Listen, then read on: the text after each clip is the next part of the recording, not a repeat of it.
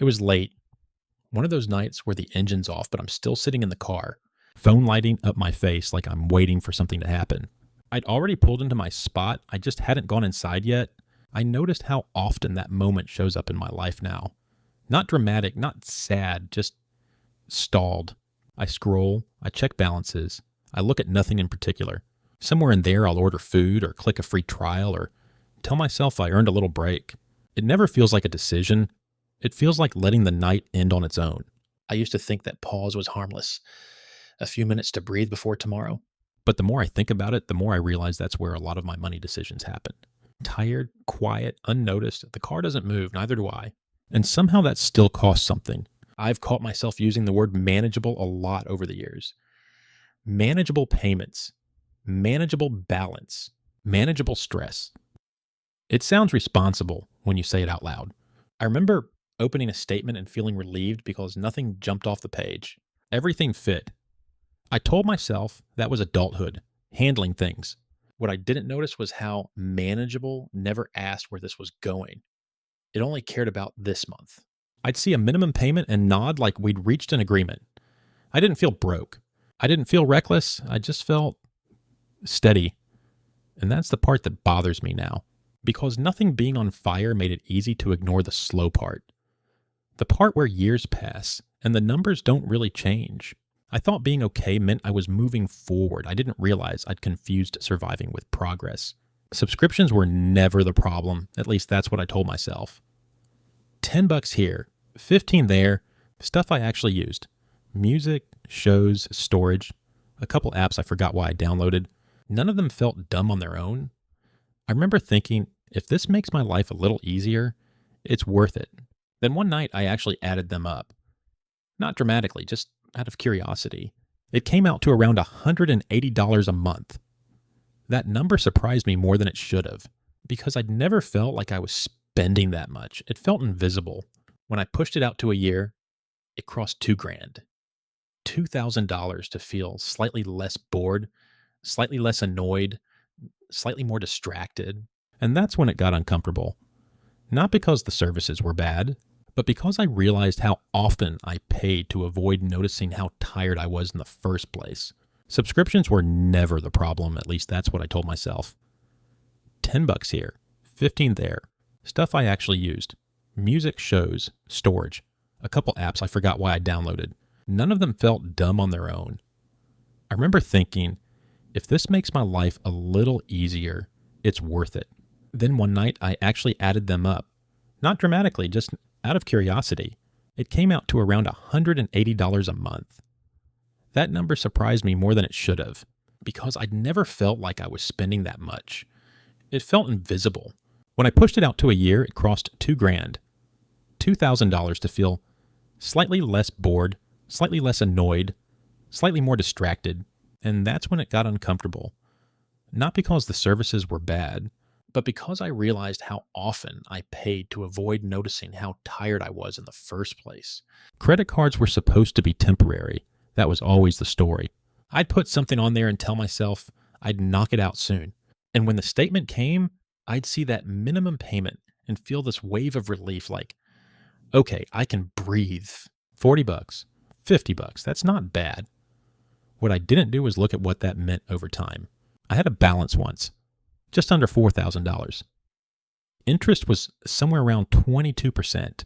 I never sat down and calculated it until years later. Paying the minimum would have kept me in that loop for over a decade. Thousands in interest. For stuff I couldn't even remember buying. It wasn't an emergency. It was food, convenience, small comforts. All reasonable, all forgettable. That's what makes it unsettling. Nothing dramatic caused it. Just a lot of moments where I didn't feel like dealing with it. I used to calm myself down by comparing my habits to people who were worse. I wasn't maxing everything out. I wasn't missing rent. I wasn't doing anything obviously reckless. I'd scroll past stories about people drowning in debt and feel this quiet sense of relief. At least I'm not that bad.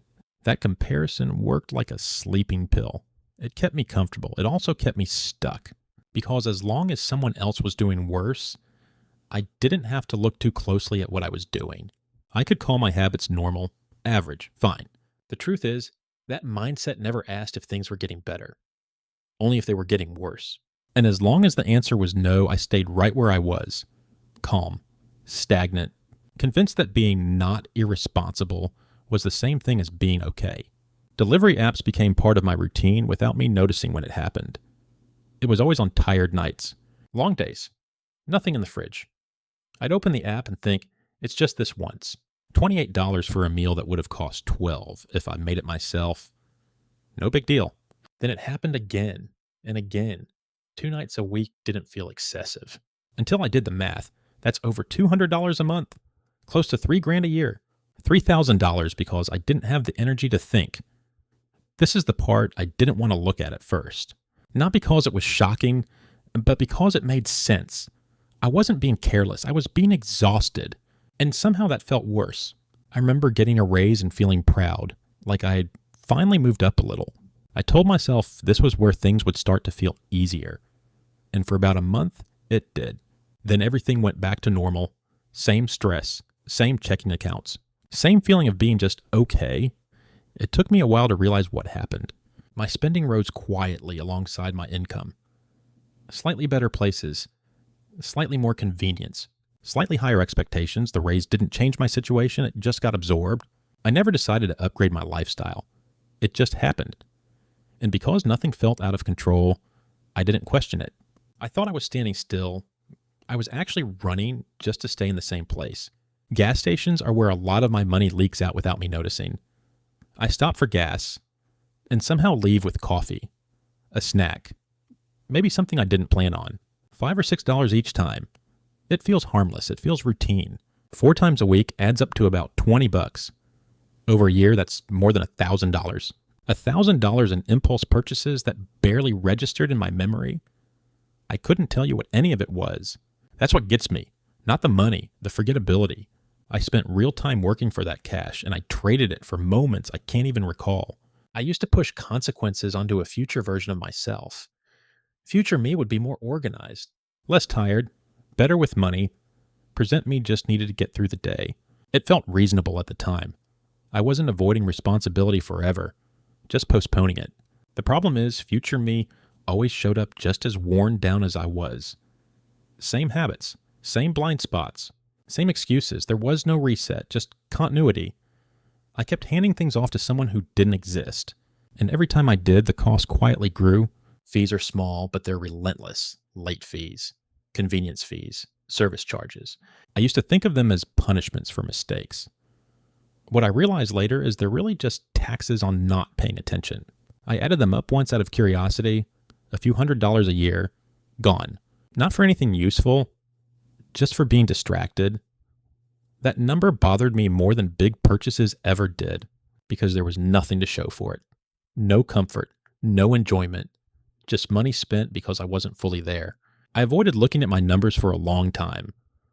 Not consciously, I just didn't open certain apps, didn't read certain emails. Nothing bad happened right away. That made it easier to keep avoiding them. What I didn't realize was that silence costs money. Interest doesn't stop. Fees don't pause. Subscriptions don't wait.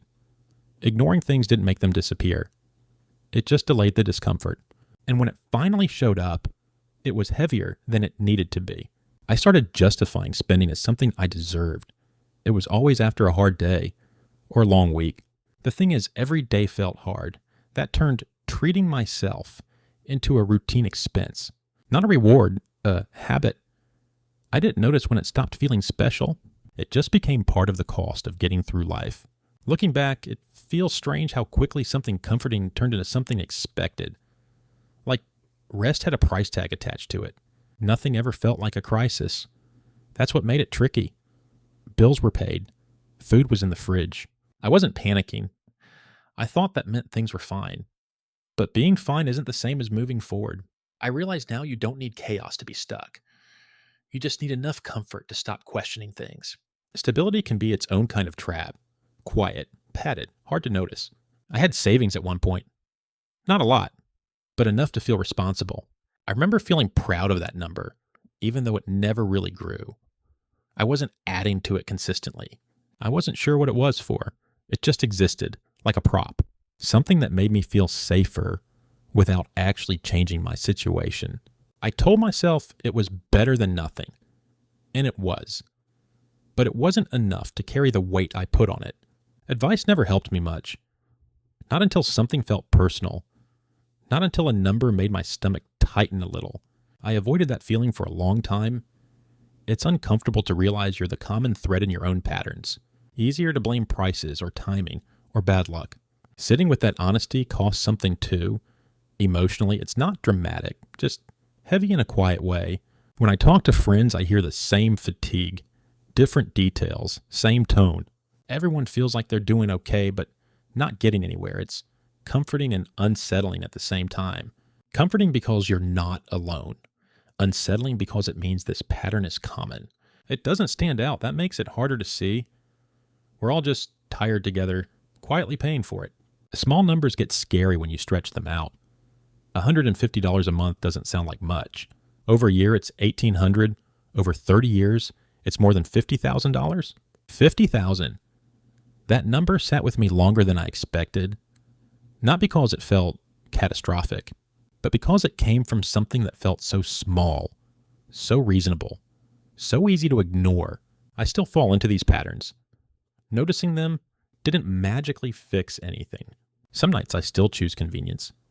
Some months I still avoid looking too closely. I wish I could say awareness solved it. It didn't.